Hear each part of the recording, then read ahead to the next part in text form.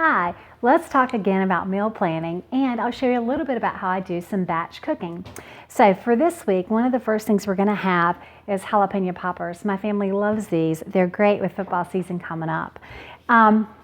Basically, I'm going to mix some cream cheese, and I'll do a video on how to do this, but cream cheese with cheese, bacon, and then you stuff the jalapenos and bake them. With that, we're going to have a pork tenderloin. So the pork tenderloin and the stuffed jalapenos are going to be just one meal. And this is something that you can put the jalapenos together now and bake later in the week. Pork tenderloin probably is going in the crock pot, maybe on the grill, depends on the time and how our week goes. The next thing I'm doing, and this is all part of batch cooking for me, when I looked in the fridge, there was a head of cauliflower that needed to be used. Half of it is going in a soup that I'll show you in just a minute. The other half I'm going to put together twice-baked cauliflower casserole. I have another video on how to do that, but essentially it's cauliflower, and I'll just chop this, I'll break this up in smaller bits, and about like this, and I'll microwave it. I won't add any water or anything, I'll just microwave it. And this will be about half that size. I'll microwave it for 5, 6, 7 minutes until it's tender. And I love using this dish because it has a lid. So I'll just put the lid on, microwave 5, 6 minutes. It'll be tender. And then I'll add shredded cheese, sour cream, bacon, and then I can go ahead and put the casserole together and finish it in the oven the night that we're going to eat it. That stem in, I'll chop pretty finely and add it too. So an ideal piece is about that size. Half that, and this definitely is too big. In addition to the cauliflower, we had steaks on sale, and so these are ribeyes that I'm putting in the fridge now to thaw. So we'll have ribeyes and cauliflower casserole. And the dog is getting in the trash. Okay, that's what you hear. He found my cream cheese wrapper. The next meal that I'm going to do, and this again kind of goes with cooking ahead, was when I looked in the fridge, I had, or when I was in the kitchen, I have a spaghetti squash that needs cooking. So what I'll do is, while the jalapeno poppers are baking, I'll take a very sharp knife and I'll pierce the spaghetti squash a couple of times. It'll be baking 350, 375. This will stay in the oven for about 45 minutes.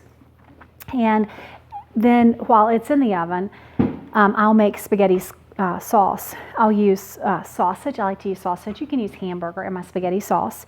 I got these 25-cent cans of tomato sauce from Aldi's just the other day. They're essentially 4 total carbs per serving, and there's 3.5 servings. So I'll use 1 or 2 of those depending on how much I'm making, maybe just one with just 1 pound of meat. And then I've got some beef broth that I pulled from the freezer that I had made from bones, and so I'll thin it with that. So between that and then I'll use my Italian seasonings and garlic and that kind of thing to make my sauce. So that's another meal for the week. So let me show you what I've been working on today.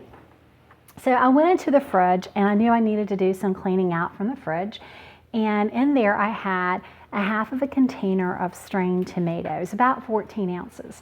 I put that in here. I had some pepperoni. I had a little bit of bell pepper left over. I had some onion.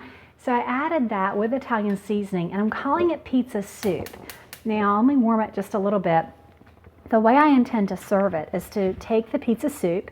Oh, I had sausage in there as well. So this is sausage with some pepperoni, and I put some chicken broth. I had some of that in the freezer, and I'm going to serve it with shredded mozzarella cheese. And I think my daughter wants to try this, so come on, Grace, give it a whirl. And this is just mozzarella cheese I had shredded and put in the freezer. I've got a spoon right here for you, sweetie. And you can use, this is mozzarella cheese, but you can also use, this is from Aldi's, another Aldi's find. It's a bruschetta jack. It has an Italian flavor to it. It's fantastic. That would be good on top of it as well. So this has been simmering. And Grace, tell us what you think. It's got sausage, bell pepper, onion, pepperoni. I chopped up pepperoni with it. Hot. It's really good. It's really good. What do you think about me putting that in the thermos?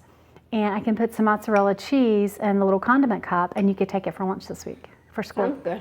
For school lunch. All right. So that's not only going to serve, hopefully, a meal, a full dinner, if they don't get into seconds or thirds, but hopefully that'll be for lunches too. So the other thing I'm doing with regards to batch cooking is as I was in the freezer, I found the cauliflower. And so this is the other head of the cauliflower that I've chopped up. I'm going to make a seafood chowder. I can't talk. Again, this was just kind of looking through the fridge. So I will show you the recipe a little bit later, but I'm going to use some chicken broth. I've got some chopped onion.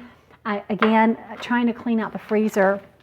I found a seafood blend I had picked up at Trader Joe's. This has scallops, shrimp. This has scallops and shrimp and some calamari rings. So I'll put some butter in here. I'll saute my onion. I'll add the cauliflower, the chicken broth, and let that all kind of talk to each other. I'm going to add some heavy cream, some cream cheese as well, and I've got some fresh Parmesan I'll grate into it. I may add some bacon, and I may add a few sun-dried tomatoes as I go along, and we're going to make that up in just a little bit, so it'll be its own video. That's the example of batch cooking. While I'm here at the stove, I've got this simmering, I've got this going, kind of doing as much as I can at the beginning of the week to make it much easier later in the week. So let's recap. This week I've got the seafood chowder because it's getting cooler, and if you don't have seafood or don't like seafood, you could do chicken, beef, any kind of meat could go in that. Or you could just do a cauliflower. I've got the pizza soup that I really just made up this afternoon. We're going to have spaghetti squash with homemade spaghetti sauce. We're going to have cauliflower casserole with our steaks, again pulling from my freezer. And we're going to have pork tenderloin with stuffed jalapeno poppers. That's what's on our table. Hope you enjoy.